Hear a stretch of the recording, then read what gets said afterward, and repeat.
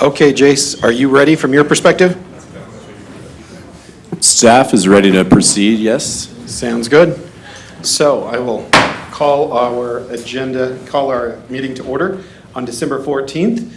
Let's start by, do we have any changes to the agenda? Oh, no, I'm sorry, we should do the attendance first. I should have looked at the agenda.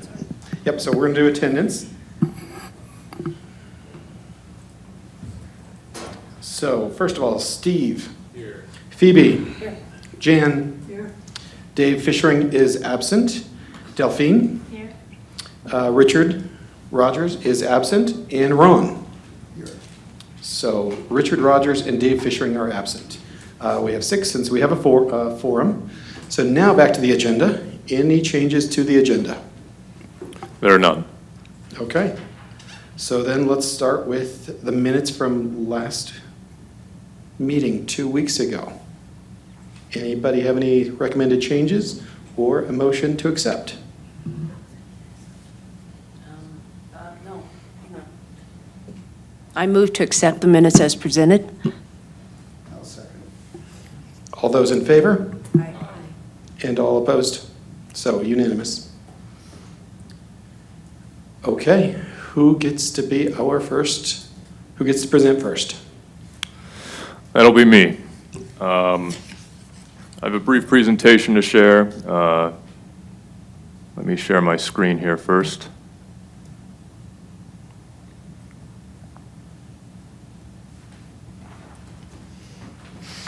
All right, thank you. Good evening, everyone. So this first agenda item is an application for a sign variance.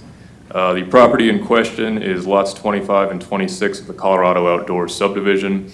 You probably know this better as the Flex buildings, which have recently been finished. These are 2 separate properties. These are located in the I-1 Light Industrial District. It is important to note that the Colorado Outdoor Subdivision was part of a planned development that also allows all uses that are allowed in the B3 General Commercial District in addition to the I-1 uses. The applicant tonight is requesting a variance to the sign code to allow up to 20 wall signs on the properties, or 10 on each. Normally in the I-1 district, properties are limited to 2 signs up to 200 square feet. In our business zoning districts, we do have provisions specific to properties with multiple businesses on the same property. Unfortunately, they do not extend to the industrial zoning district. Because the Flex buildings do have multiple tenants, the property owner is seeking a variance to allow up to 10 wall signs per property so that each tenant can have their own sign. Variances are a little bit different for signs. Variances shall be granted only if the following criteria are met. The variance should not adversely affect the public health, safety, and welfare. The variance is the minimum that will afford relief. The variance should not result in signage incompatible with properties in the area and impair development of such property. And strict compliance with the sign code presents unnecessary hardships. And the variance falls within the spirit of the sign code as a whole. As mentioned, we currently don't have any provision for a property with multiple businesses in industrial zoning. Strict compliance with our code would prevent several businesses from having their own signs, and so staff recommends approval of the variance. I'll briefly show some of the documents that have been prepared by the applicant. This is an example of 2 signs above the entrances to 2 units in the buildings, and here it shows it in a bit more detail. I should note that each individual sign will still need a sign permit, so each sign will be reviewed for compliance with the sign code overall, as well as compliance with this variance. Since the spaces are flexible, the applicant does also want the ability to potentially reduce the number of signs if necessary, so it could have 1 sign over 2 units, which is flexed into 1 unit. Again, some more detail. These are also all in tonight's packet for anyone in the public that's interested in this item. And this slide here shows some options for tenants. This application doesn't necessarily specify location, but some options are shown here. And here is the site. You've all probably seen this already. But as you can imagine, some signage would certainly be appropriate here for each individual unit. And so in conclusion, staff finds that this application meets the variance criteria in section 4428. It's compatible with the area and complies with the spirit of the sign code as a whole. Staff recommends approval of the variance application. And with that, I would ask the applicant to step forward, please. And please state your name and address. My name is Colleen Aller. I live at 67092 Miami Road. And I think staff has been really helpful and supportive in this. We don't have any rules to go by at this point in that zoning, and I think it's sort of common sense for each tenant to have its own sign. So if you have any questions, I'm here to answer those. Take a step back. Are you representing the Flex building as a whole, the David Dragoo's program, Yeah, so or one business? I work for Colorado Outdoors, and I'm also a commercial realtor with Norris Snell, and we're the property management company that has been contracted to manage those buildings. Okay, thank you. So I have a question as we grow, because we already approved a sign variance for the Fairfields. And as the site grows, how many more of these are we going to get? How consistent do we want to be? What's your plan? And I know we can only speak about what's in front of us, but in the grand scheme of things, we're going to just keep having these coming in. And I'm surprised this wasn't addressed in, as we put this together, because signage is pretty important and, crucial.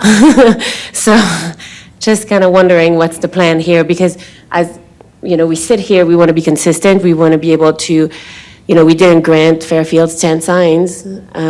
So I'm just. Yeah, I think the difference here is that there's 10 suites within a building, so I think this is a pretty unique situation, and we don't have any multi-tenant buildings planned. So I don't know if staff can add to that, but.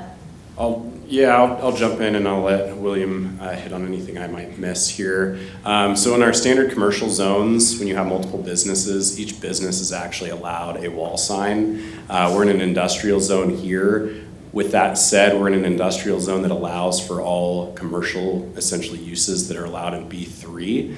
So this was, in my eyes, essentially a miss when the plan development actually came Agreed. through.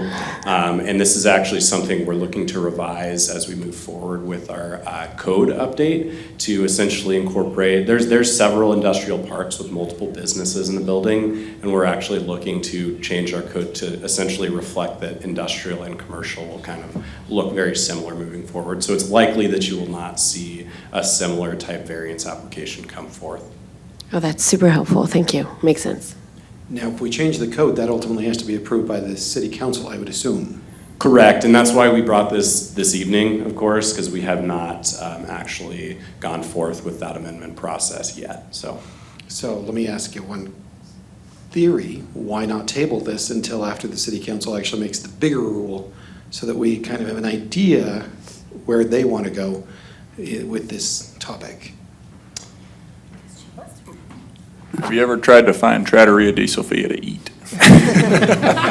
Yeah, I would just add, we have current tenants that are really, we need to help them get their sign up, for the success of their business. I think that's what I would add. And that's a great point. We don't have an exact timeline right now, truthfully, and we don't want to hinder any business development in Colorado Outdoors. So that's really the key reason we wanted to just get this out in front and make sure we were abiding by the code essentially as it reads today, knowing that we will likely move forth with amendments in the future. So. Colleen, thanks for being here, by the way. It's good to see you. So yeah, I think it's overdue. Those signs need to come up. They're not going to be illuminated, right? Are they all going to be the same size, made by the same people, or is it up to the business to put the signage up? It is up to the business. However, there is an architectural review committee, and so the side guidelines are pretty strict. So they don't have much leeway in that design. So would, Sophia, again, you're right, it's hard to find. Would they be able to put two signs up on the outside of their building? Or They is have that- one suite, Okay. so they would just put one. One up. suite, one sign. Okay, all right. If it's a corner suite. Even if it's a corner suite. Yeah, according to this application, it would be one sign. You might address Correct. that in the code, that if they have a corner suite, they could put two signs up, but yeah. Thank you. Now, you asked kind of a leading question associated with, you asked, these are not going to be lit, right? And was that the answer, that they're not going to be lit, or they are going to be lit, or? I don't know the answer to that, honestly. It depends on, a lighted sign is very expensive. and the tenants are paying for these signs. So I think it probably depends on the tenant at this point. And the sign, like I said, the signs have been cost prohibitive up to this point. So we're hoping that we can kind of help them, guide them through this process so we can find a better sign company to help them. So I don't know that has been decided. And Jace, do you have any feedback, whether or concern, one way or the other? We do have regulations in terms of lighting for signage. Each individual sign would be reviewed for compliance to those regulations. So for example, it can't be uplit. That's a general rule for most lighting throughout the city. There's a handful of exceptions, but not for signage. But as mentioned, I have no concerns with a sign potentially being lighted as long as it falls within those regulations. Thank you. Anything else?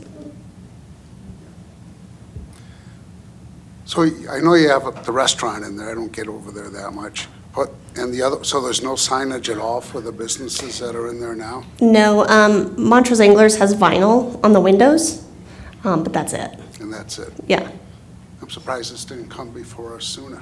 I know.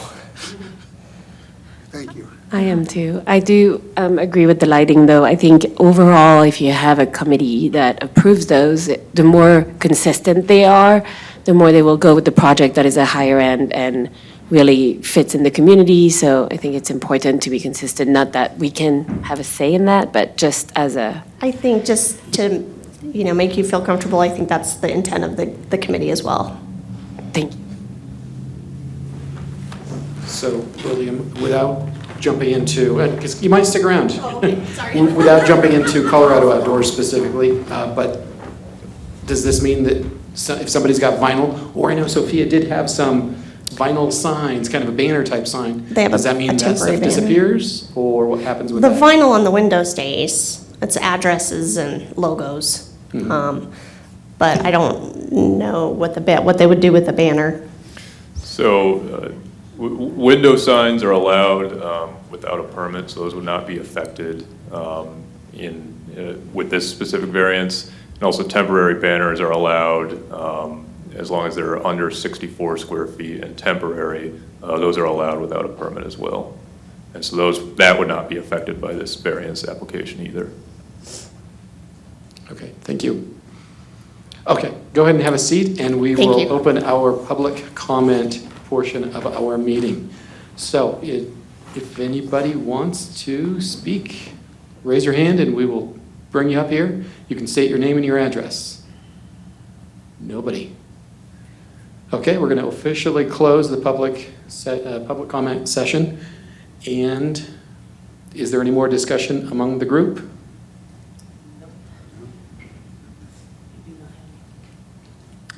Okay, can I have a motion by somebody?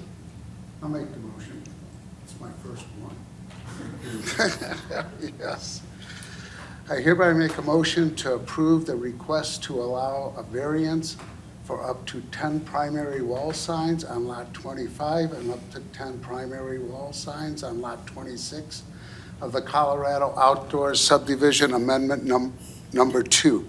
The request meets the code criteria and standard based on the evidence and testimony presented at this hearing and in the staff report. Is there a second?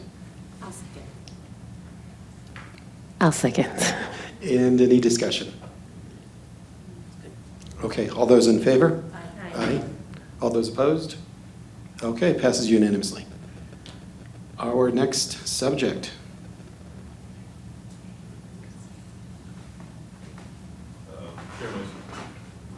Share my screen here once again.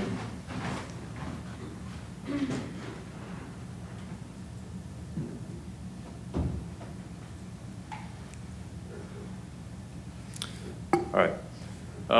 Thank you again. Of course, you've all seen this property before. This is the Painted Wall subdivision located along Painted Wall Lane and Odell Road. The property is approximately 3.32 acres in size and is zoned R3A medium-high density. I'm presenting this as one application, but this is technically two applications here. Presenting one presentation and two applications here. One is a preliminary plat for a subdivision of 8 single-family lots, and the other is for a PD amendment. As mentioned in past meetings, this lot was previously approved for 24 units under the Bridges at Black Canyon Plan Development.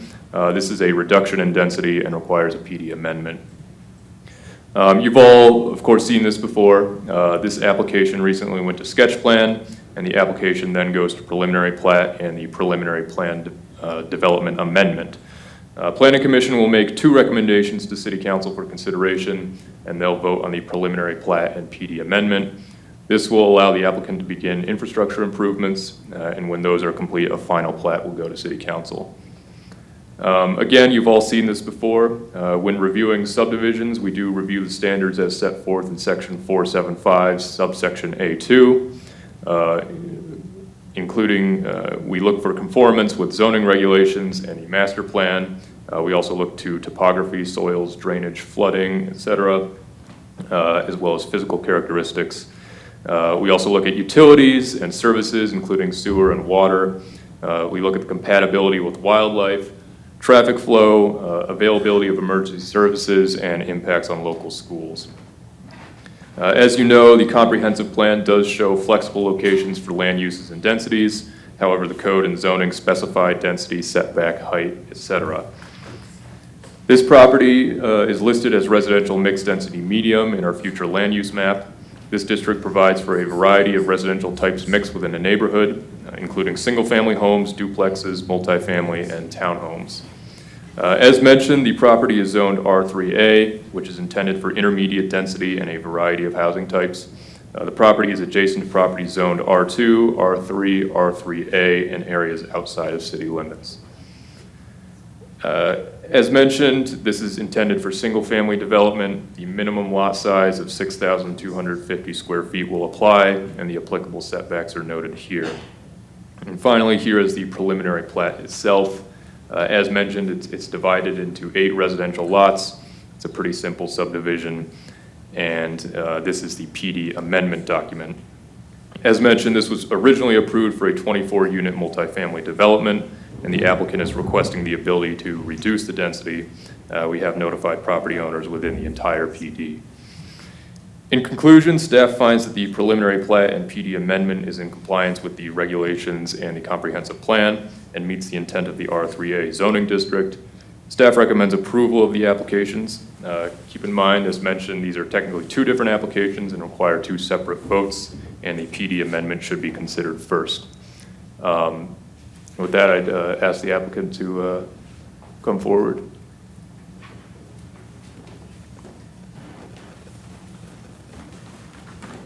Good evening. My name is Sharon Porter, and I'm the managing member of Paint and Wall Patios, LLC. So I know you've all seen this Your address, application. please. I'm sorry? Address, please. Oh, thank you. My address is 1120 Phillips Court, Unit A, Montrose, 81401. Okay. So I know you've seen several iterations of plans for this property, and I was here a couple of months ago with the sketch plan, and everything is pretty much the same as what I had presented 2 months ago with the sketch plan. The only thing that I think has substantially or materially changed, I should say, is at that point, the preliminary civil engineering had, the engineers thought that I might not need to have an actual detention pond for this subdivision, but upon further analysis and discussion with City Public Works, it was determined that a detention pond is required. So you'll see that change in the, actually I noticed that the civil plans were not in the packet, so. That's just the easement on the plat.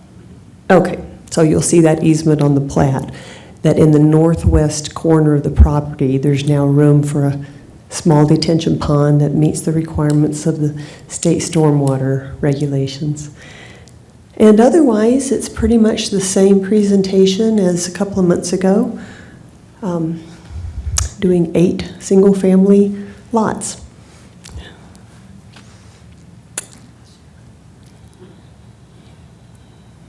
Any questions? Okay, go ahead and have a seat. Okay. And we will open the public comment portion. I want to be thorough, and I'm going to go ahead and read the public comment statement. The public comment period for tonight's agenda items is a time when concerned members of the community may publicly voice their concerns on the agenda items being heard by the Planning Commission. If you would like to comment this evening, please raise your hand and you will be called upon to the podium. Prior to any comments, please state your full name and address for the record. Your comment period will be limited to 3 minutes.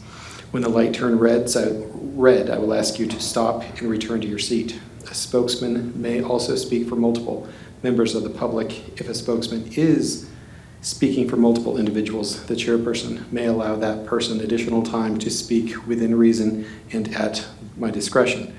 Comments made during this time should be addressed to the Planning Commission only, not to the applicant, staff, or other members of the public, and should pertain to matters specifically related to that specific agenda item. Please be aware that neither the Planning Commission, city staff, nor the applicant are expected to respond or engage in any discussion or debate during the public comment period. The Planning Commission will ask questions of the staff and the applicant after the public comment period is over, as is deemed appropriate. The chairman will allow all persons to speak only once until all persons have had an opportunity to speak. Please limit your comments to items that add to the discussion.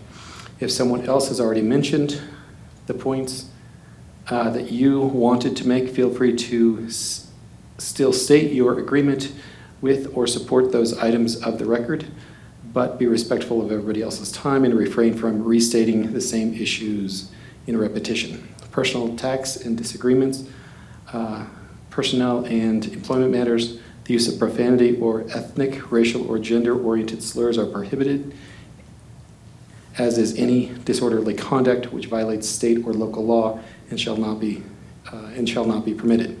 Once the public comment period is closed, the Planning Commission will not accept further public comment. So, anyway, long statement. It applies to this, anything on the agenda for public comments. So, does anybody wish to speak in reference to this particular agenda item in our public comment period? Not at all. Okay. I will officially close the public comment period on this particular agenda item. So, do we have any feedback associated with this sketch? Just positive. I'm excited for it to get going for you, yeah. The neighborhood still looks beautiful. No, yep. Okay, yeah, I was just saying the neighborhood still looks beautiful. Yep. Okay, that's all we need for tonight. So thank you so much for bringing this back to us for the sketch plan process. This is a preliminary plat. Preliminary plat, you're right. So This does require a vote. We do need a vote.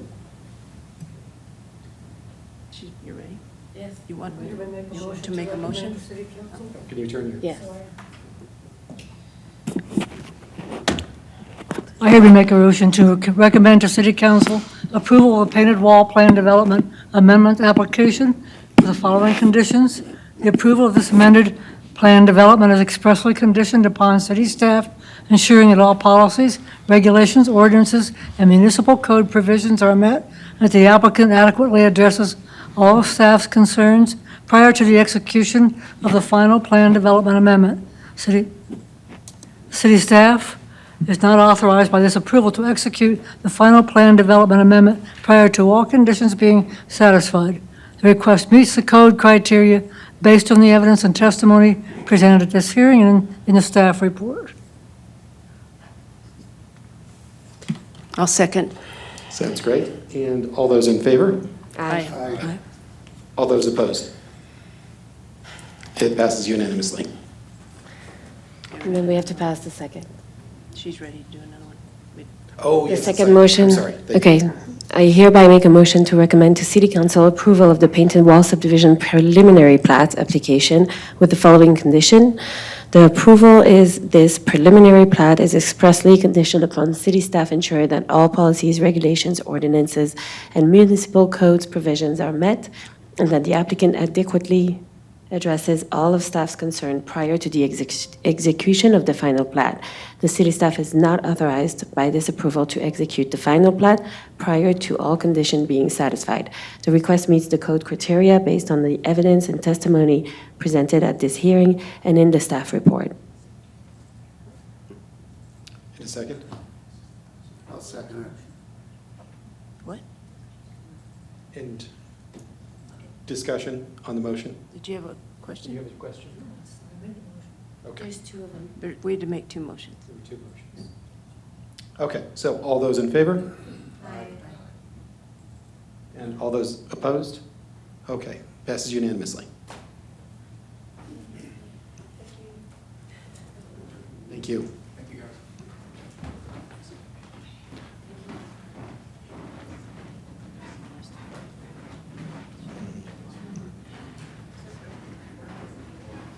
Okay, William, are you number 3 also? So, before we start on the CASA, I do have an announcement. I was a CASA advocate back in Portland, Oregon, and I haven't been one in the 2 years. I haven't been associated with CASA in the 2 years that I've been in Montrose. So I just kind of wanted to bring that forward, that it shouldn't have any, my CASA involvement back in Portland should have no involvement in my decision that I have now.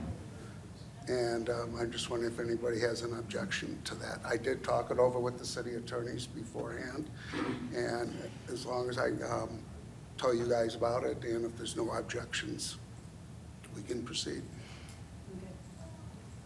Thanks. Ben, do you have anything you want to add?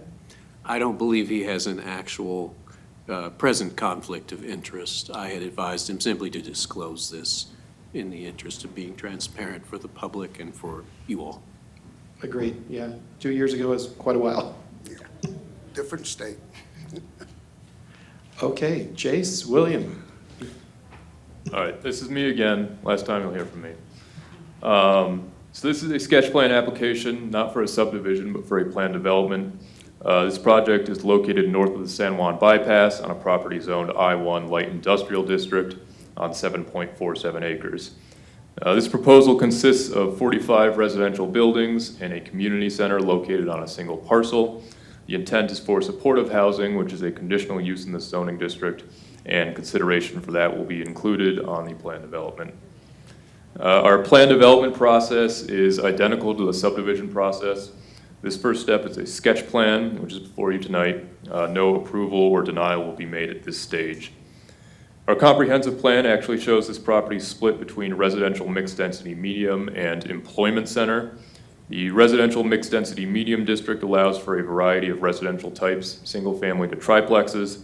The employment center district is intended to encourage the development of light industrial, office, and business parks, as well as associated warehouses and manufacturing. It's also intended to accommodate secondary uses that support workplace uses, such as restaurants, shopping, or housing.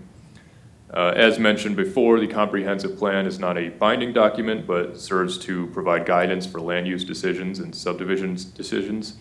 According to the I-1 regulations, this district is intended to accommodate a limited group of research, manufacturing uses, and transportation. Residential uses are a use by right in the I-1 zoning district. As mentioned, supportive housing is a conditional use. This property is adjacent to other I-1 properties as well as R3A and properties outside of city limits. Here is an outline of what they're proposing. Since this is a sketch plan, this is preliminary, but as mentioned, 45 residential units, which are actually separate buildings, all accessible by this Jasper Place and Topaz Lane. This building just off the center to the north is a community center. And then here is a document that shows some more detail about a water line easement. As mentioned, this is a sketch plan, so no approval or denial is made at this time, but we do ask Planning Commission to provide any feedback that they might have to the applicant so that they may incorporate said feedback into their preliminary plan development application. And that concludes my presentation. I'd ask the applicant to please step forward.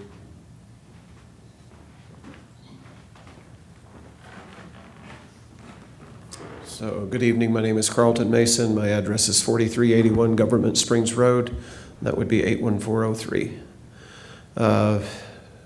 As you saw before you, our goal, we've been involved in supportive housing now for 3 years. We've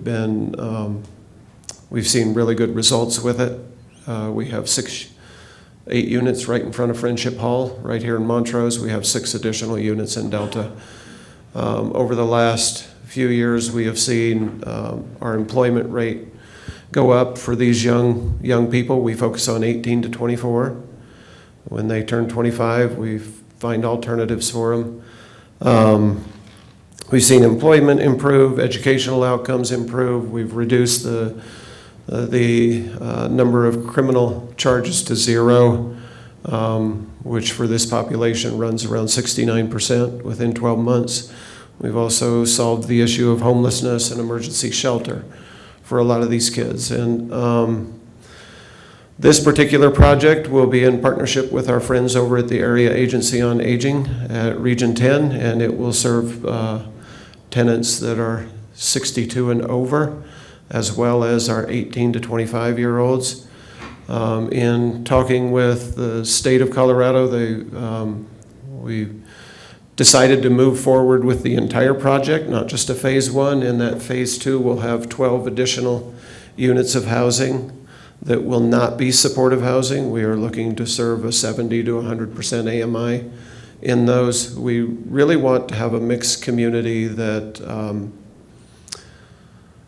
benefits from the capabilities of the multi-generations and also provides opportunities for tenants to see and experience stability and perhaps part of our population to just begin to understand the challenges that some of our tenants go through to even to get back on a stable track and be contributing members of our community.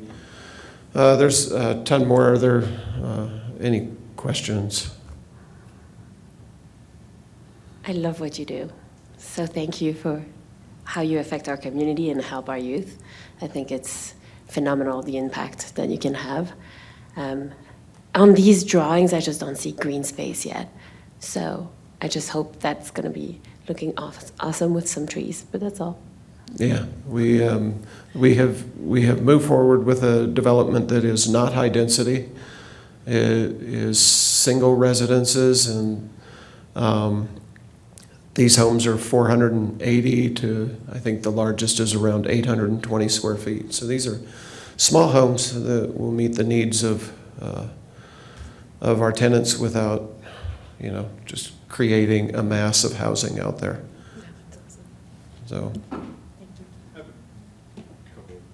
Go for it, Jan. I just wanted to comment, I really like the concept of combining age groups.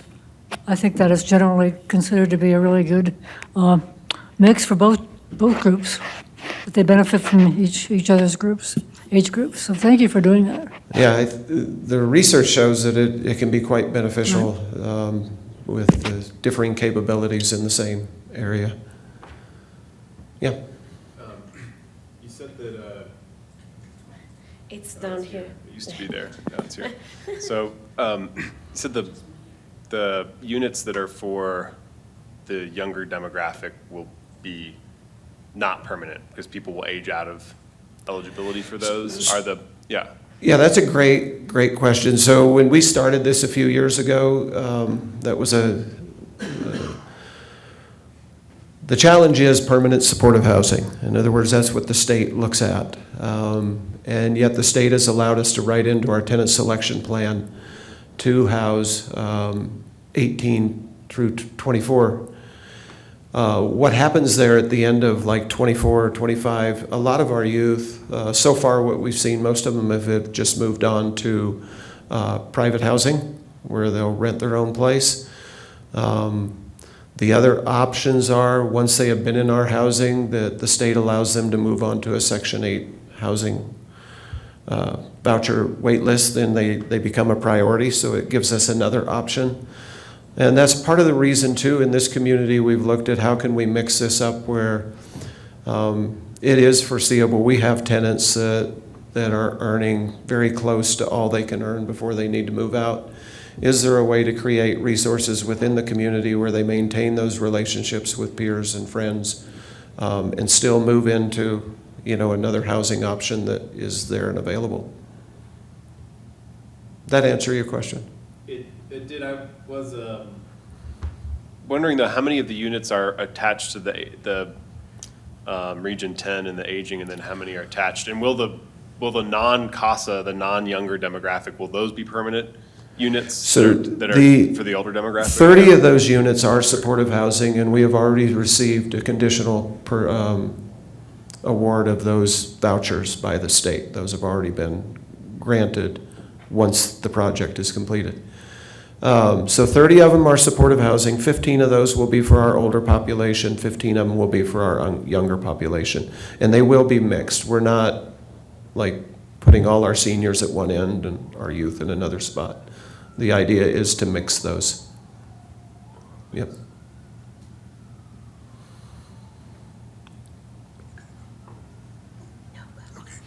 William, this is a sketch plan for tonight. But dealing with the supportive housing, what's our agenda as this one goes through the process? Because I think we have the additional question of the supportive housing that'll come before us at some point. So as mentioned, supportive housing is considered a conditional use in I-1. Now that the PD plan, on top of it being a request for multiple buildings on one lot, the conditional use of supportive housing can be lumped in with the plan development. So it's important to note that this plan development is both a request for a deviation to city standards by having multiple buildings on one lot and allowing supportive housing on this property. Oh, it is a conditional use. It's both of those? Yes. Okay. For tonight. Or This is just a sketch plan. You are not voting on anything, sorry. Right, okay. So really, when this comes back for the preliminary plat, that's when we're probably going to address the conditional use. Yes. Thank you. Was just trying to get that, kind of the steps in my mind straightened out. I do have a question. My kids were always middle school or younger, and they were always really difficult. So the older ones, I know talking from other advocates, that they're a little bit more prone to getting in trouble. And you said that your crime rate went to zero. How do you enforce that? How do you keep track of the kids? So, and hold on real quick. Ben, are you comfortable with where we're going? Or should we save that for the next meeting? Because it really has nothing to do with the sketch plan. We need to keep it within the confines of what we're here to discuss and what was noticed. And what we're here to notice is more just the design. The design is Okay. for tonight. So I can't. so come see me. Yes. Go see her. Yeah. And Love to. volunteer. That's the perfect Volunteer. But I can ask that question at the next one. It's not related to. the- It's not really a That's- subdivision question either, to be honest with you. Well, it was because he brought it up, was the reason I asked the question. Sure. Yeah, if he didn't bring it up, I would have asked that question. Perfectly understandable. Thank you, Mr. Chairman. Delphine, let me come back to your question about the landscaping. We have submitted the landscape architect, and that they do have that on hand. And it is very conscious of water use. In other words, I think our grass is, I think we have around 58% xeriscape. Good. And around 20-some% of it is actual sod, and then there's native grass on the backside, and a lot of trees. We really want to create a sense of privacy and community there. Awesome. Thank you. Yep. So can I ask you, and I really don't look around when I go on that bypass, is that close to where we had all those cars, that metal stuff, or is it anywhere, is that gonna get cleaned up, or is that yours, or no? Not mine. Not yours, the not only- your deal? The only thing I inherited was the county recycle center, and we are working on getting that to go away. And then, Not mine. Come on, Carlton. It's your neighbor. Yeah. yeah, it's across Okay. Cedar Creek and pretty, like, in the distance. Yeah. And the other thing I failed to mention is we, along with this, own 8 acres of a conservation easement right along Cedar Creek that will be protected and will be a wildlife area. So it's just part of the environment out there. It'll be a good spot. You're not going to ask about trucks? No, I'd be satisfied with the truck parking. She jokes that I always ask about trucks. No trucks. So you did anticipate one of my questions. All of that back section that is involved with the Cedar Creek, that's just staying undeveloped is the best way to Has describe to. it? It's in a conservation easement. It'll stay undeveloped. We already have gone in there and pulled out quite a few tons of trash. Cleaned that all up, thanks to some help with a local church. So that's been cleaned up. We'll keep it clean. When we spoke with Division of Wildlife or the conservation easement folks, they said we could put trails up around the perimeter, and we probably will. But otherwise, they'd prefer we don't even like enter into the area. When we were out there, we saw deer, a fox, and that was just a random, like, drove out there with them to look at it. And so it's a pretty cool, when you look at the property, it's flat, you don't see a thing. As soon as you get to the edge and you look over down into Cedar Creek, it's a pretty nice little ecosystem going on down there. So Carlton, you're speaking on behalf of Region 10 as well. This is both entities with this sketch plan, right? Yes, Okay, yep, it's all included in one. okay. That's Parking what question. real collaboration looks like. I'm sorry, what was that? That's what real collaboration and successful collaboration looks like in the community, so thank you, both Yeah. of you. For sure. I have a question. I don't know if it should be addressed now or the next stage. Is the employment center a separate entity within the residential? Is that? The community center is, again, a separate building that's within the footprint of the development, and that will be, the design is to have a commercial kitchen in it, not for, when we talk about community, it is for the community that lives there.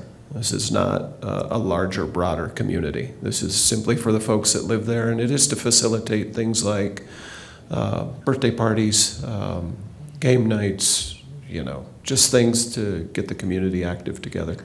So it's not actually, you're not actually producing a product there?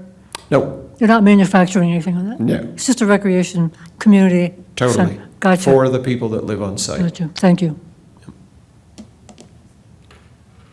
So, question concerning parking and adequacy of parking.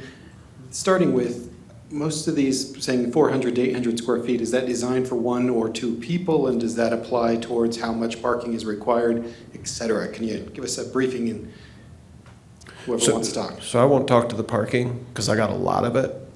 Okay. I'm sure we're good. But I will, the homes are designed small purposefully because we don't want it to be a long-term solution for our tenants. We do know that within 2 to 3 years or 4 years, they start having children.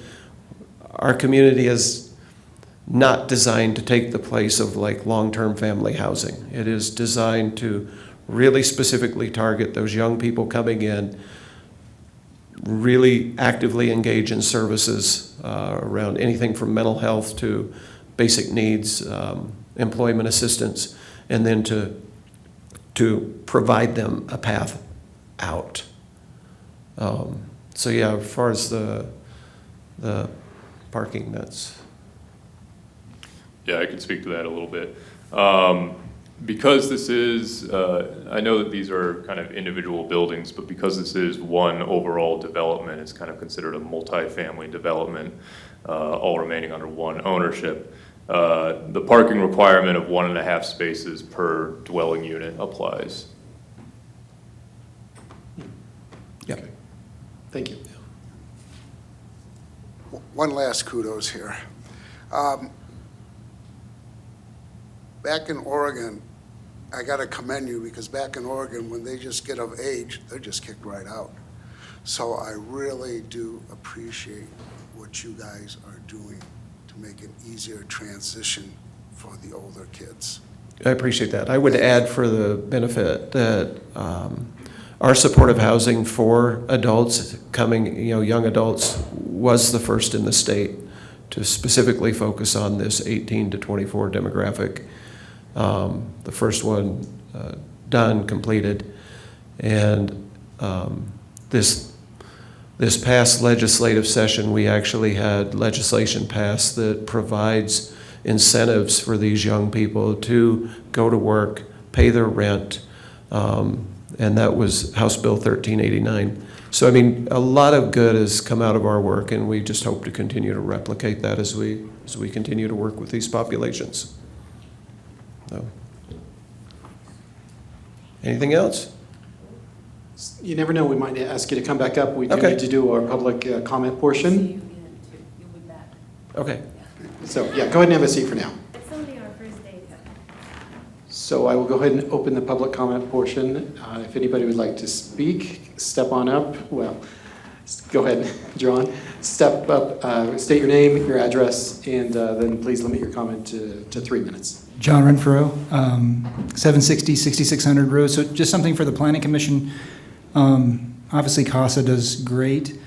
One thing I would love for you guys to be able to go off and do is try to do additional connection with them, especially to their other existing organization and downtown, additional sidewalks, trying to get them integrated with those kids and what they're trying to do, I think would really be helpful. I think that you, staff, everything else could come forward with that, but that's something I want you to kind of be mindful of, is trying to do the connection. Because like when we did Colorado Outdoors, we brought 7 miles to the rec center all the way back in to connect. So we need to kind of have that vision as well to try to connect to that community as well. So I just want to plant that seed in there just to help, but just thought. John, clarifying question. You're talking about a trails connection? So it'd be trails, buses, any type of integration that comes in order to help getting a youth to a bus so they can get to a job. Can you get close enough to walk, elderly to go, close enough to bike when we're going through and doing that? So that type of stuff I think is really important for what we're going through. And I just think that it's needed in our community so much, but I think there's going to be some broader support that's going to be needed as well.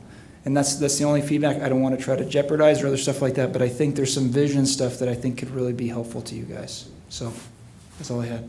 Thank you for the comment, John. Is there anybody else who would like to speak?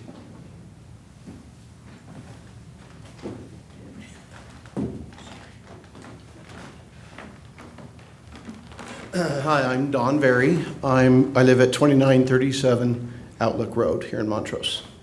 And I just wanted to share that I'm a huge supporter of this project for a lot of the reasons you've all heard. But specifically, the location, I think, is ideal for this use. We don't have the not in my backyard situation.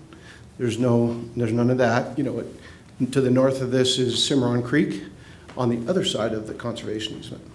I think, and I'm not exactly sure anymore, but I think All Points Transit was going to be right across the street. So that'd be ideal for these young people and the seniors as well. But Pick Place is right down the street. So, I think this project, I'm a little biased because I'm on the advisory board for this project.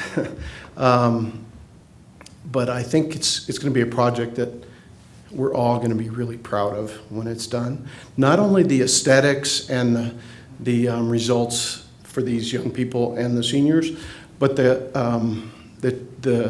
interaction between the generations is going to be phenomenal. We anticipate it's going to be phenomenal. So we've seen some of this, and I don't want to speak for others that are closer to it, but we saw some of this during COVID when some of the CASA kids were delivering meals to seniors, and they were building relationships just by delivering meals. And then when they knock on the door, a week later and nobody answers, they got concerned and they wanted a welfare check to be done. So I'm really excited to see what might happen with this development. So anyway, thanks for listening. Thank you.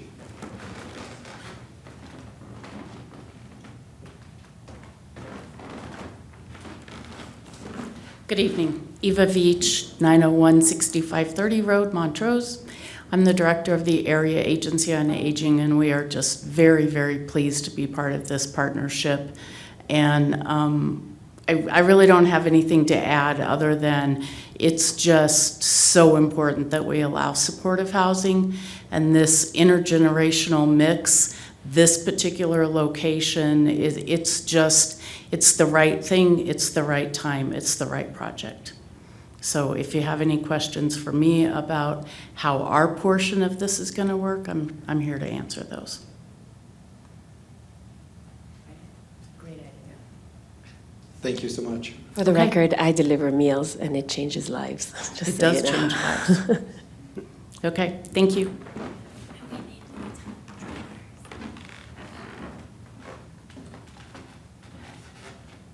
Anybody else for the public comment portion? Last call. So I'm going to close the public comment portion. So bring conversation back up to us. Is there any conversation, recommendation that we would like to give the applicant associated with the sketch plan and the design? It's pretty hard not to comment on it in a very positive way. This is amazing. This is really what, I hope we move on to the next phase, which is something available for the ages between 25 and the geriatric population for the homeless, the adult homeless, which is the older adult homeless, which is still a huge need in this community. I think this is a huge starting point. It's very exciting. Do we have a timeline? Like 3 minutes? Yeah. I don't know, like, are we looking like a year, 2 year, or are we looking 6 months and done? Do we have a timeline? Can we call you back or something? Yeah, it'll come from. I'm the sorry, you'll have to applicant repeat the question Is because, there a timeline to your development? is there a time? So what's your timeline? What's your schedule? Yeah, we hope to break ground this spring. So we have identified a significant amount of the funding, and our final application goes into DOH. And one of the reasons we decided to go for both Phase 1 and Phase 2 is the Division of Housing had a couple of $100 million come through for housing of all type in Colorado. And the truth is even though we have processes yet to go through, we are very close to shovel-ready. We're basically down to just working our way through the city processes, and funds are available to start. So, yeah, should go out of the ground this spring. I have a question. Yep. City. Yep. Good. I have a question, probably for Scott. So when we okayed the subdivision on up the street, the Home of the Brave, I believe, we talked at length about connectivity and trails and and at that point, you guys kind of had a plan? Is there something that you can tell us? Is it too soon to say what that may or may not look like? Yeah, I think regionally in this area, things are upcoming. So Home of the Brave was going to implement their frontage sidewalks kind of with each phase as they move along. There is a little bit of a gap between where the sidewalk near Best Sign stops, 3M, that little commercial park there. And Home of the Brave starts going up 6450 Road. So that would be a good candidate for a follow-up city project where we use some of our asphalt millings from our street maintenance to at least get the connection in through there. So that's something that, once Home of the Braves does their work, we would probably follow up with ours. The site that CASA's looking at is great in that it has the sidewalks along San Juan. They are attached sidewalks, which isn't perfect. We'd prefer, detached trail sidewalk style. So long range, you might see an improvement there as you see in increased pedestrian activity.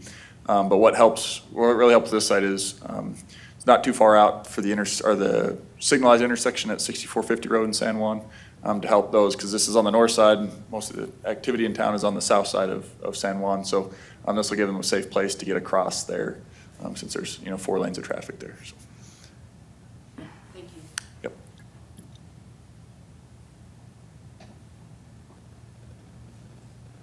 Wow. Can I just say it's nice to have a not in your backyard controversy tonight, although Eva, it's kind of in your backyard. So Yeah, but at least it's not right in your backyard, yeah. Carlton, could you step up again? You made the comment about the young folks would probably transition out as they get older, family, that sort of thing.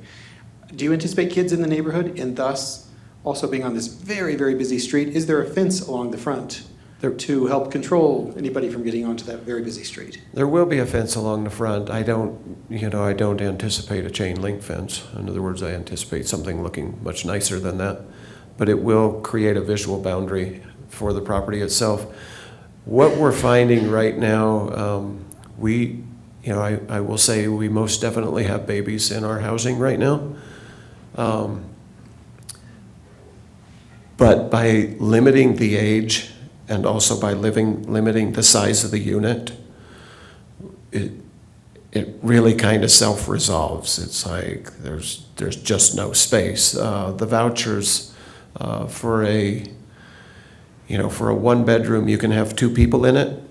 When you get that third person, by the time that third heartbeat reaches a certain age, that voucher actually, like, they have to move. So it's not a situation where they can move into a one-bedroom house and decide to have 7 kids and just stay there. The won't be allowed. Like the state voucher won't even allow that. So does that help? Thank you. Yes. Yeah. Any more feedback for Carlton? Thank you. There we go. Thank you so much, sir.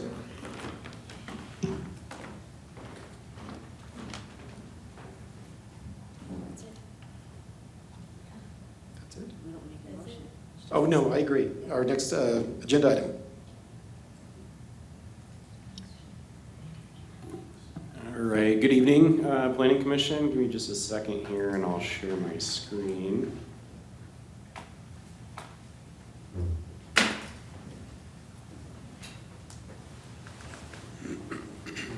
Thank you, Carlton and group who showed up.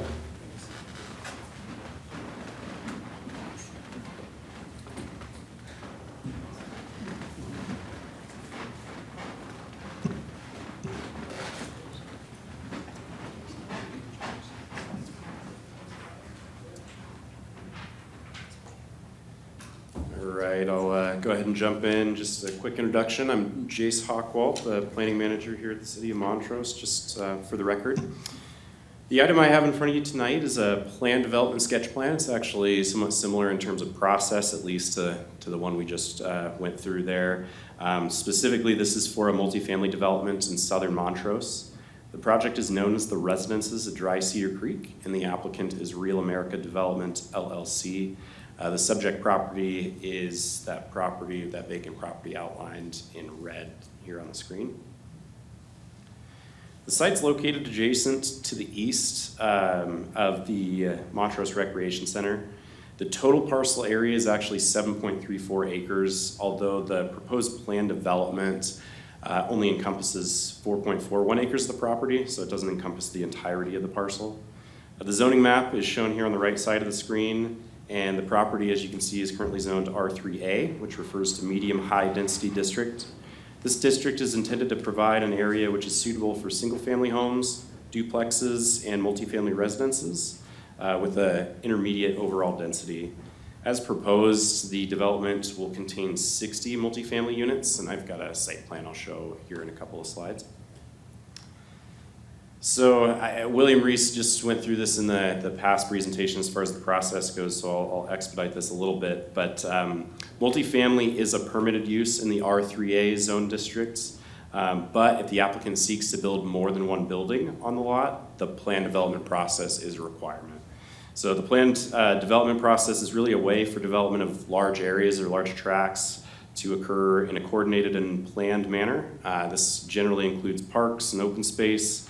It allows for clustered and multifamily and multi-building residential developments, as well as shared infrastructure and shared amenities that otherwise might not be achieved when you have smaller parcels you're working with or just smaller projects. So per section 4-4-24 of our municipal code, a plan development proposal must be in substantial conformity with the city's master plans. A minimum of 20% of the gross area of the planned development must be reserved as parks and open space. Residences may be clustered, including the uses of duplexes and multifamily residences and multi-building residential proposals.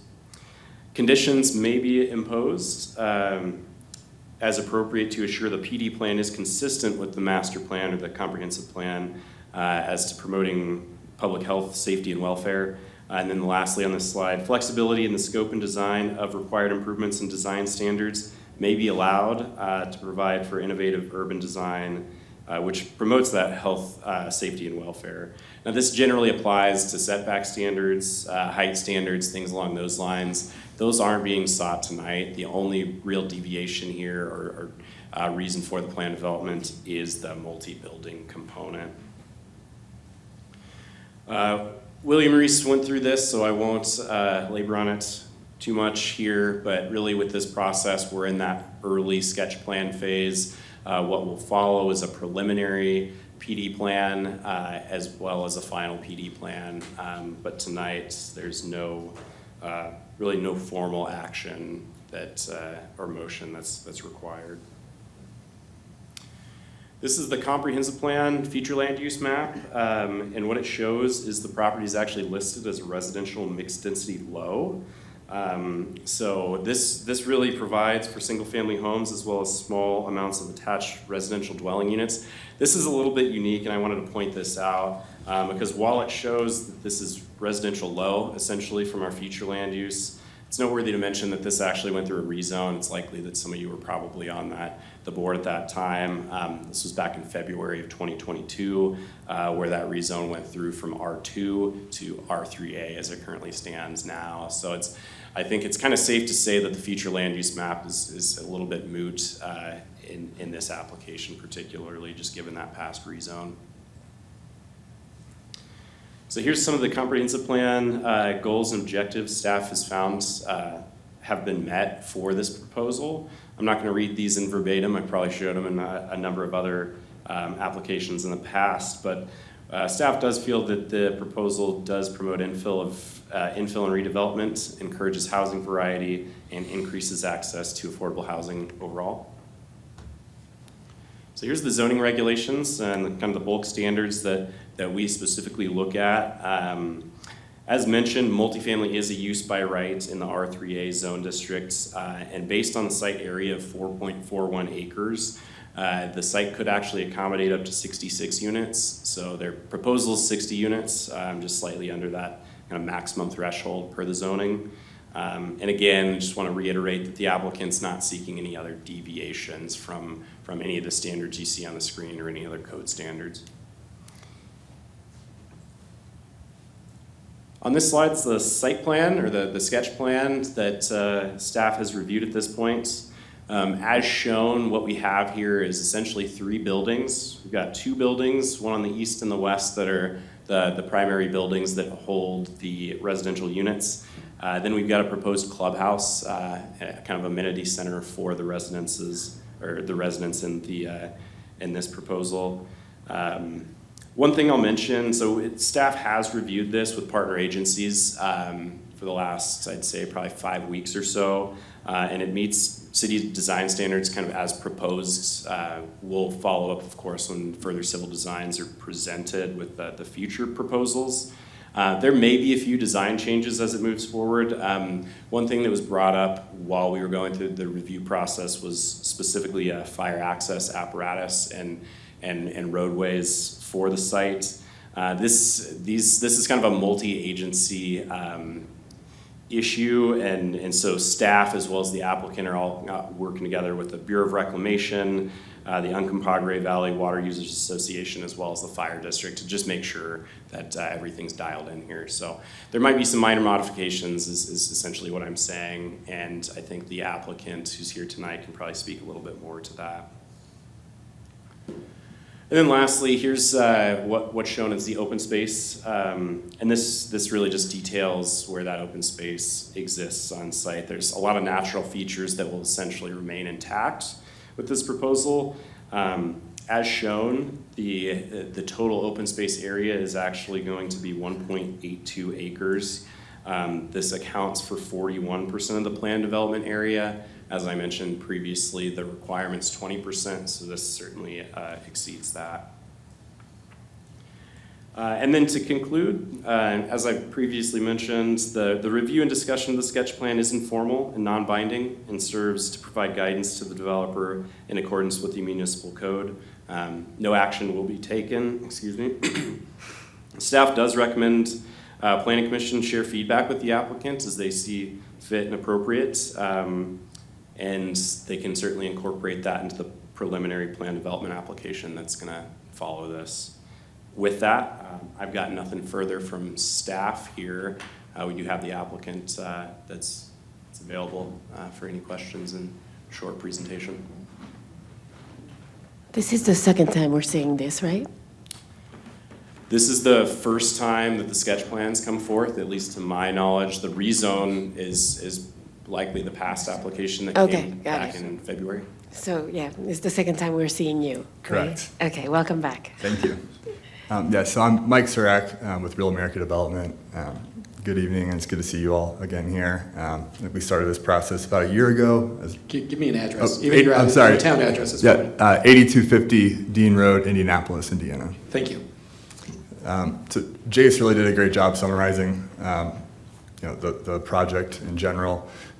We did come in front of you and got the rezoning approval back in February.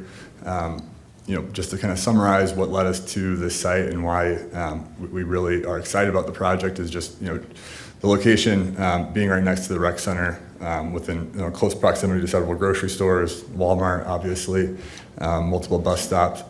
It really just has a lot of, really everything that we look for in residential development. And as you may recall, our focus, we're a development and construction company that focuses on multifamily development. We've done projects in Basalt. We have one under construction right now in Glenwood Springs. And what you see here, the two residential buildings and one standalone clubhouse. This is actually kind of a somewhat of a prototype that we've done several times before. And so there have been revisions over some of these projects that we've tweaked, but they're really attractive floor plans. We'll have a mix of 1 to 3 bedroom units to appeal to a range of individuals and families. And the two residential buildings will be 3-story walk-ups. The clubhouse will be about 2,500 square feet. It will have a fitness area, meeting rooms, kind of a business center with computers, and then there will be ample bicycle parking. And then centralized mailboxes on site. Another thing that we really like about this project is how Jace mentioned is just having that amount of open space. I think is a little bit unique. Obviously, we like to maximize our density, but here it's really nice to have that kind of added amenity of the open area there to the south of the property. Aside from that, every unit will have either a patio or a balcony. Energy efficient features will be included. And really, there's been a lot of progress made since the last time I saw you all. We were fortunate to get really attractive financing, which we were able to lock a rate in with the local Colorado bank, which is something that is, as I'm sure many people are aware, is rising interest rates are really hurting a lot of projects, and of course that combined with construction costs is always difficult. But we have the benefit of having in-house construction. We're working with local subcontractors throughout Western Colorado, and so we're very comfortable in the project from a feasibility standpoint. We really have everything in place, and we just submitted 100% architectural plans this past week, and then we look forward to starting the site development application and preliminary PD, and working closely with you all. Anthony Alfini with Roaring Fork Engineering, he's on the line right now. He's our civil engineer. He's been working closely with Scott, which has really been really great working with the city on this project. I know there's been a lot of dialogue between Anthony, the fire marshal, and Scott, and so we look forward to really getting this finalized and under construction eventually. So I have a couple questions. I think the last time you were here, we had a couple of people concerned about safety because of the creek, you know, and so I'm wondering, I can't see on this if you're planning on having fences or. We are planning to have a fence. Awesome, so that's been addressed. And then this is a Scott question. Sidewalk, is it going to be connected to the current sidewalk on Ogden that kind of stops abruptly? And then do they have the obligation to continue that sidewalk right here on Ogden? And do we have enough setback as we plan in probably 5 years from now to expand Ogden? So this project, the city's obviously very interested in this type of housing. I think it's a great thing for our community and a great alignment with our comp plan. To try and support and facilitate those, these are the kind of projects we like to partner on as far as infrastructure. And so at first cut, that's where the city is looking to partner. So it'd be continuing from where it ends at the current roundabout up to this project at least. So this project will help us get, facilitate the dedications and cooperation we need to get up to this point. And we always talk about, development facilitates these projects. This is exactly that. So, yep. With that, we situate everything with the future expansion and widening of Ogden in mind. And so that would ultimately. Do you have enough setback and so on as we're going to most likely Correct. Expand Ogden? Okay, Yep. great. And that's ultimately a council decision. It's a placeholder in the 23, 24 budgets and capital planning to try and hit the finish line about the same time they do with their project on that as a Awesome. partnership. Just Thank kind of you. like when we did the rec center. When the rec center went in, the city rebuilt Woodgate kind of at the same time, and it worked really well because you have just the synergies of two projects going on at the same time. This is exciting. Thank you. Are you still going to have the dog wash? Yes, that's the plan. We know how popular that is. Sorry, I went into the details. I'm glad you remembered that.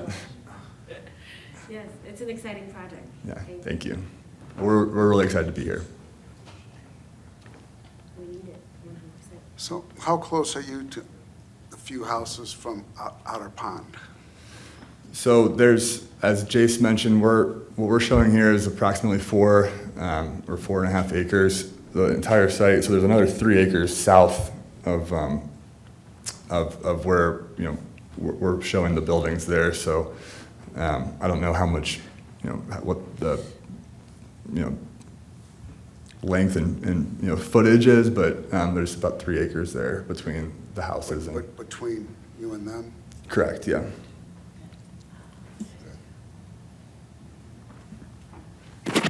Just one way in, there's one egress. Correct. There's the trail out, though. The. It's true, there's a path right behind it, right? You'd have to get across the Arroyo, or across the Dry Cedar Creek. Yeah, that's kind of one of the unique things. This area of town, we usually like alternate accesses. This one's kind of unique in that you have Dry Cedar Creek there, and getting bridges across that are pretty substantial. Sweet. It just usually doesn't warrant it as long as the fire department's okay from a EMS access standpoint. So based upon our current parking standards, I assume we're at the 1.5 cars or parking spaces. Was that right, Will, Jace, whoever would be?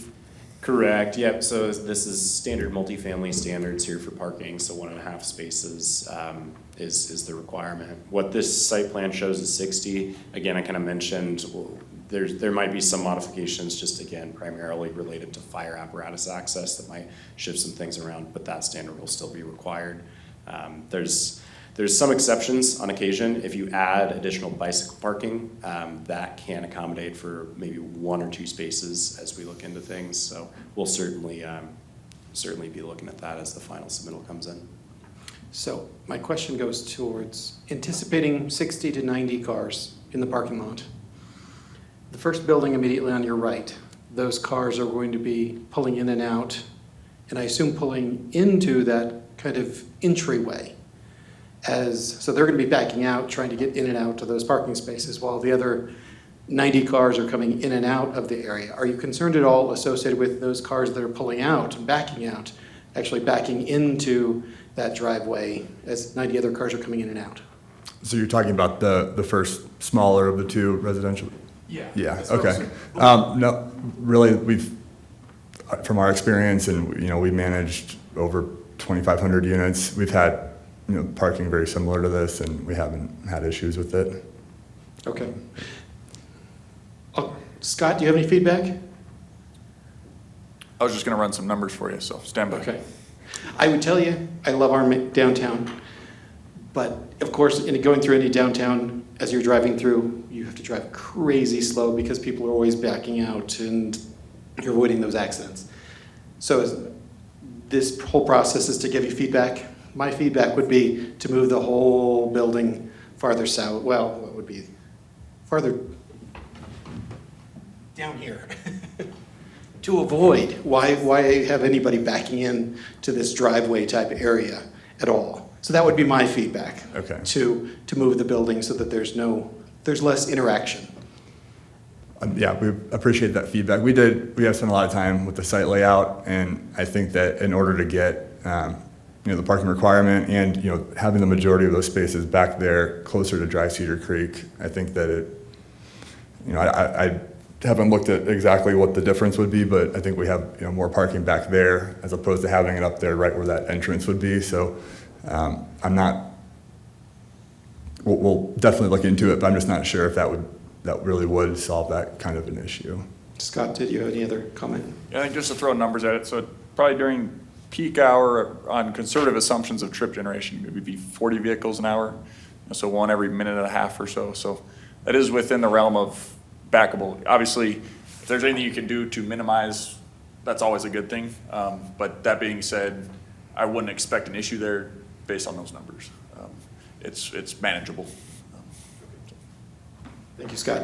That's a question for the city staff and for this application, but also in general, the 20% that is green or open space, that's just like literally any square, any foot, any area on the property that is not developed. That doesn't matter. Like in this case, if part of that land is in the ditch, and so it's like in a different condition, that all that land is lumped together. It doesn't differentiate at all. It's just a raw comparison of how much square footage there is minus how much is developed either with parking or a dwelling. Is that how that's calculated?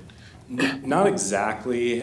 So when we look at open space specifically with natural features, of course, yes, we count those. And so what you're seeing on the screen here with the green, that's not classified as open space for this application. What's classified as open space is actually really the Dry Cedar Creek area as well as the drainage area. Those we would classify as open space. They're essentially remaining in their natural state, and I think we certainly can respect that. And that's what our code more or less defines. So there is parameters, I guess, in short, when it comes to open space. We're not counting the yard areas. We recognize that there's going to be yards for all properties, and so we don't want to kind of lump that in just that easy, but hopefully that gives some perspective. Yeah, it's helpful.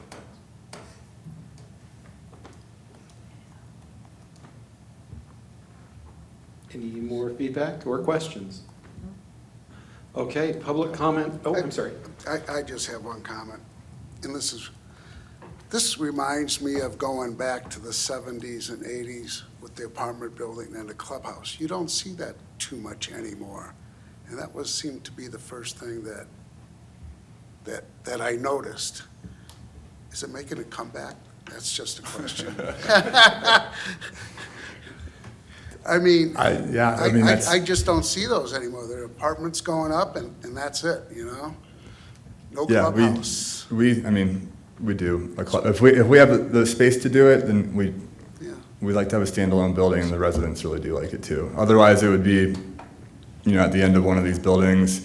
We did that in Basalt, but our site in Basalt was less than an acre, and so we had to, squeeze it in there. We find that our residents definitely like the clubhouse, and they. Well, I find that unique, and they can hold I kind events of there. like it, thank you. Okay.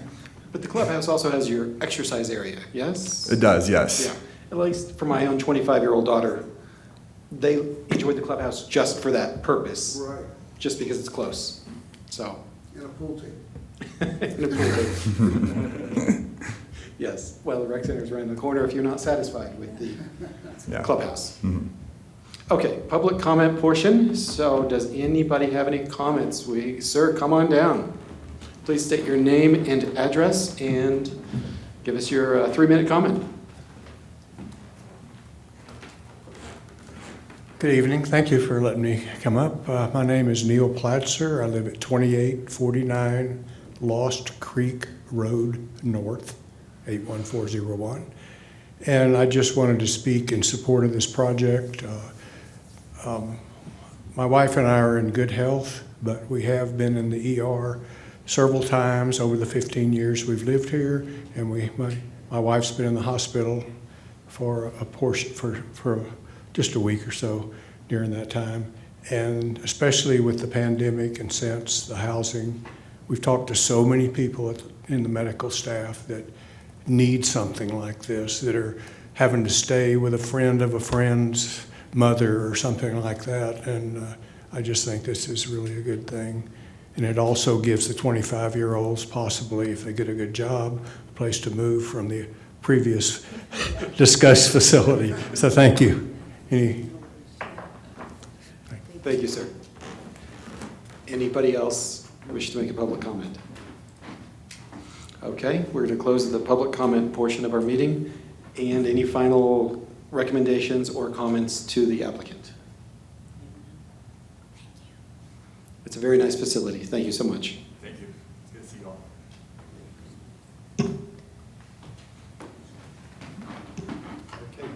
Chase, I think that's our last agenda item officially. What's our news for the next meeting? Yeah, so I think what we're looking at for the next meeting is actually cancellation. I kind of teased that last time, but there will be no meeting on December 28th. So the next meeting, I believe, is January 11th. Yeah, January 11th. One thing I do want to mention is that council chambers here will actually be going under renovations for the next 3 to 4 months. So all planning commission meetings are actually going to be held in the Centennial Room starting in January. I'll send an email out to that effect to all planning commissioners, including the ones that are not here tonight. I'll also, I know Delphine had requested actual calendar invites, and I'm happy to send those out. I kind of wanted to figure out the location and the timing of that, but now that we know that, I'm happy to send that out moving forward. But that will be kind of what we're looking at here over the next couple weeks to next month. Let's see if I had anything else. I guess one thing, just looking to you all, I know we've had some work sessions really kind of when I first started, but if you all have anything in mind as far as opportunities to learn more about specific things, I know we had some legally defensible decision-making training. I think we could certainly do that again to maybe even a greater extent moving forward if that's of interest. Again, this is more of a teaser and food for thought for you all. If you want to just shoot me an email or let me know, or we can talk at the next meeting. I think we're happy to provide what we can for you. With that, that's about it for me. Yeah, I do have a question. So, as I try not to when I was on the previous planning, if somebody brought up an issue, that left it open for me to say something. That doesn't apply here, I take that. I just want to be sure. I don't want to make the same mistake again.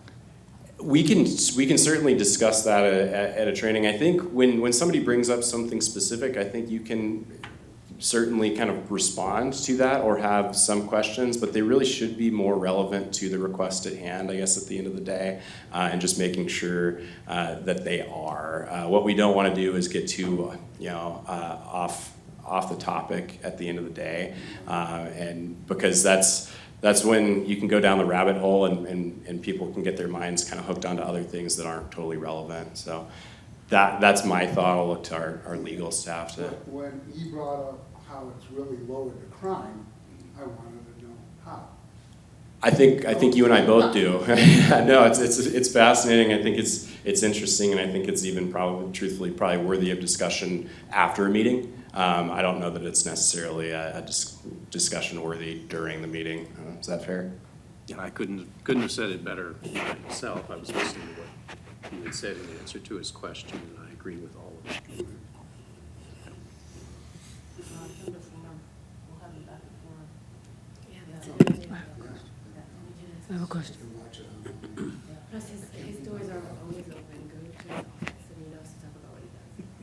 Are Jan's got you a wanting to question. give this up publicly or just chattering down there? Jan, go ahead. Because I have a question. Okay. I have under other, do we get any feedback about the interviews and who will be our new members on this planning commission?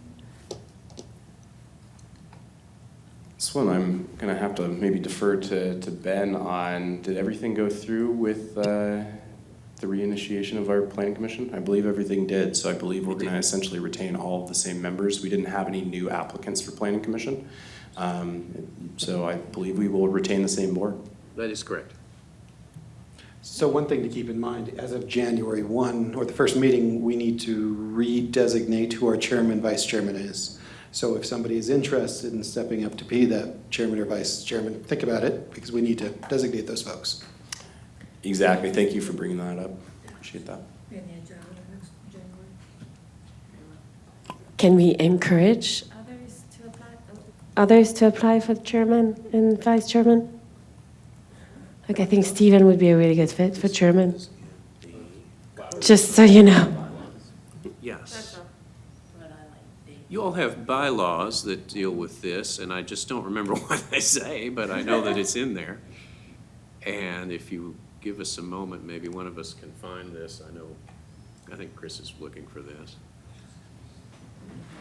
I will tell you, I tried hard in the community. I told everybody there are positions open, apply. Thank you all for joining us. Hi, guys. Thank you, folks. That is the I case tried. sometimes. Every year is a little different. Based on my experience, historic preservation is extremely difficult to fill. And I know that we struggled a little bit here as of recently. Some years planning commission, you could have several new applicants. Sometimes you don't have any, so it all depends. Okay, so this is section 213. I'll just read it to you. It's very short. It says the planning commission shall elect from its membership a chairperson, and the term of office shall be for 1 year with eligibility for re-election. So there's not a term limit. The commission shall adopt rules for its own organization and transaction of business, not in conflict with ordinances or laws.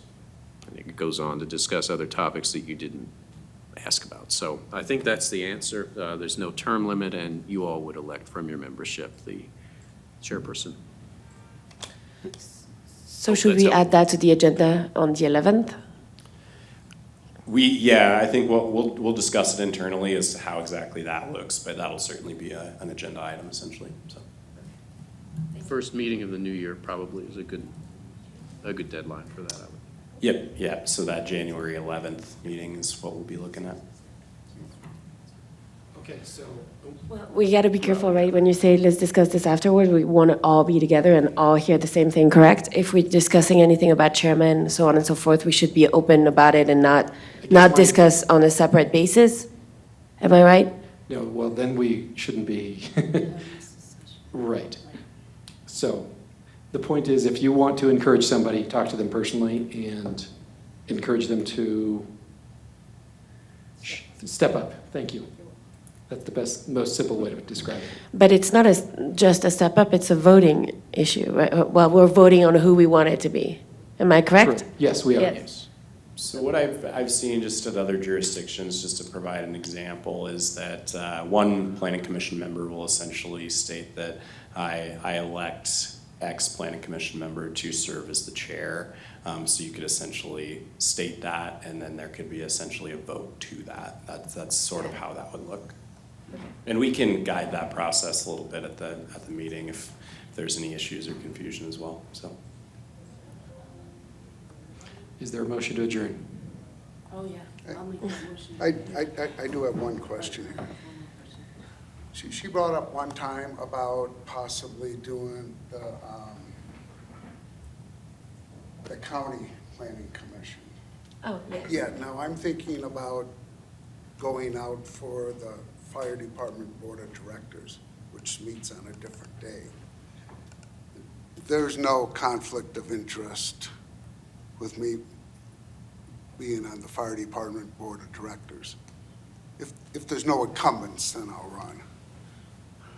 I don't see a blanket conflict of interest. It would be situational. So I'm thinking in terms of like development with a fire flow issue, something like that, or if the fire department had some negative comments in subdivision review. Oh, I don't know. Maybe it's a stretch, but I suppose I could imagine situations where it's possible to have a conflict, but I don't think it prevents you from holding office on their board and here. Okay. It's something that we'd have to keep in the back of our minds in case it came up. Okay. Yeah, I'm not going to do it if the incumbents are running, because you don't beat the incumbents. No, I don't think you're prevented from doing it first. Thank you. Yes, sir. I make a motion to adjourn.